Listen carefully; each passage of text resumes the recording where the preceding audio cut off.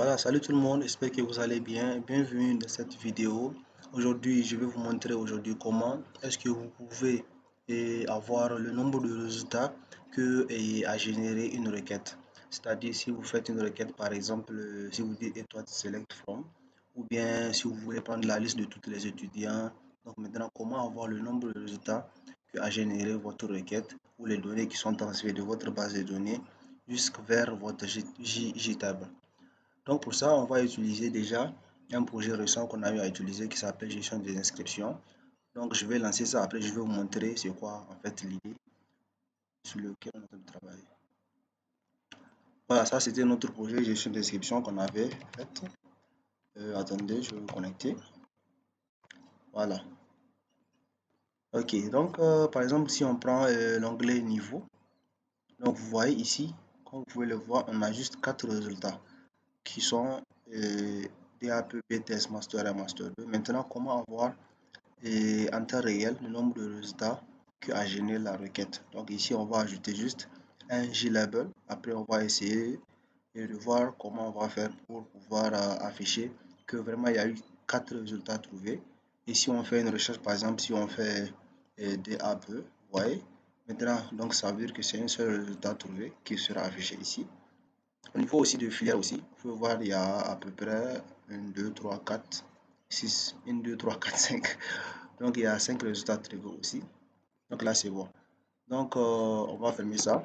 Donc, rapidement, je vais vous montrer quelle commande vous allez utiliser pour pouvoir afficher le nombre de résultats qu'a généré votre requête pour pouvoir transférer les données de votre base de données jusqu'à votre JTable.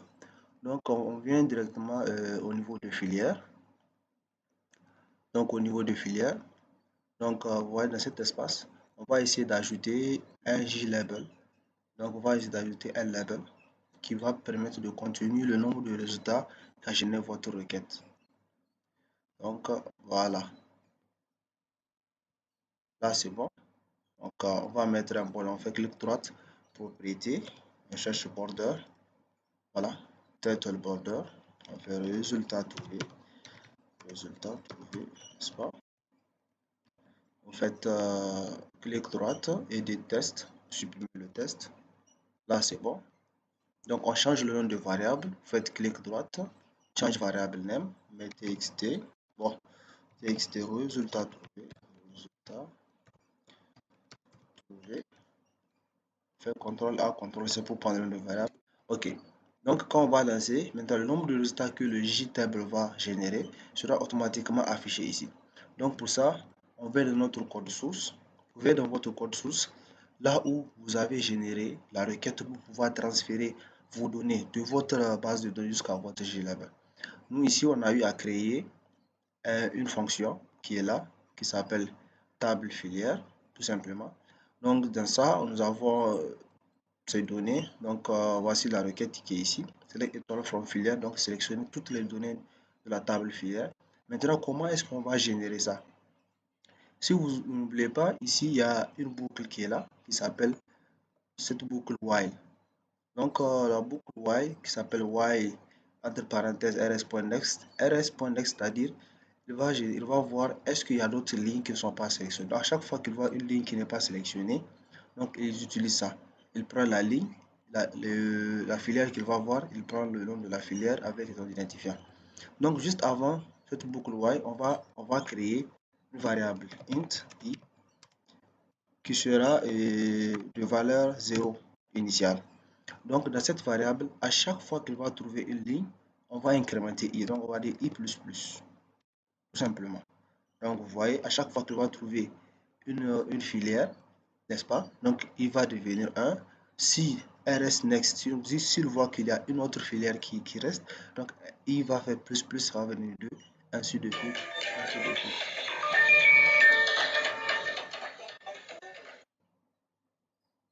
Ok. Donc, c'est ça l'idée. Donc, ici, nous allons essayer de l'afficher. Donc, ici, si la boucle finit, si le while finit, donc s'il n'y a pas d'autres lignes à sélectionner, donc automatiquement, nous allons afficher maintenant le nombre de résultats trouvés. Donc, pour afficher le nombre de résultats trouvés, Donc, dans notre design, nous avons créé ça, le label, qui a comme nom de variable txt résultat trouvé. Donc, on va dire, je pense que j'avais déjà copié ça, donc je fais CTRL V, voilà. Point. Set text. Le set text, c'est pour afficher. Le get text, c'est pour récupérer les données. Donc, set text, on va dire i, voilà. Donc, i, comme c'est une string, bon, i plus, voilà, avec une concaténation. Là, c'est bon. Donc, une fois que le while est fini, n'est-ce pas? Donc, s'il sort, s'il a récupéré tous les données de la base de données jusqu'à votre JTable qui est là, donc maintenant, il va afficher le nombre de résultats qu'il a trouvé dans, dans votre, dans votre label. Donc, c'est ça l'idée. Donc, nous avons deux champs. Nous avons table et puis il y a le bouton recherche qui est là.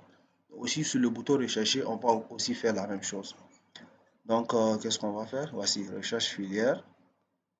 Bon, je vais lancer ça pour voir. On va lancer ça pour voir. On va lancer.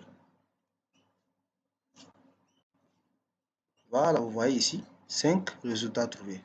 Bon, je dois faire une concaténation. 5 résultats trouvés. 1, 2, 3, 4, 5. 5 résultats trouvés. N'est-ce pas?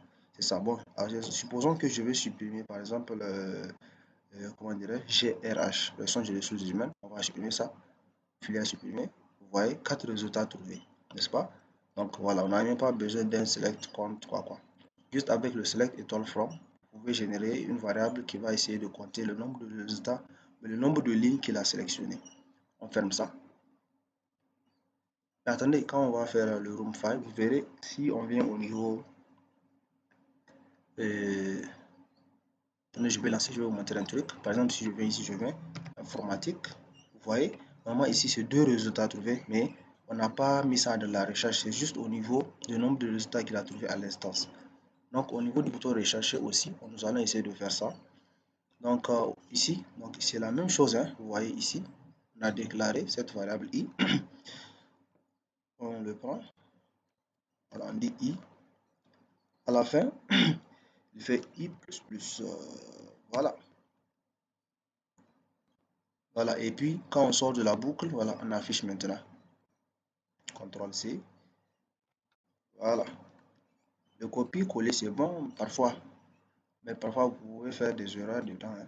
Donc voilà, maintenant, voilà, txt trouvé, txt résultat trouvé, point set texte, i plus, maintenant on va faire une concaténation pour dire, par exemple, 5 résultats trouvés, par exemple, vous voyez, résultats trouvés, CTRL C, voilà, et les gars, on va lancer pour voir ce qui va se passer.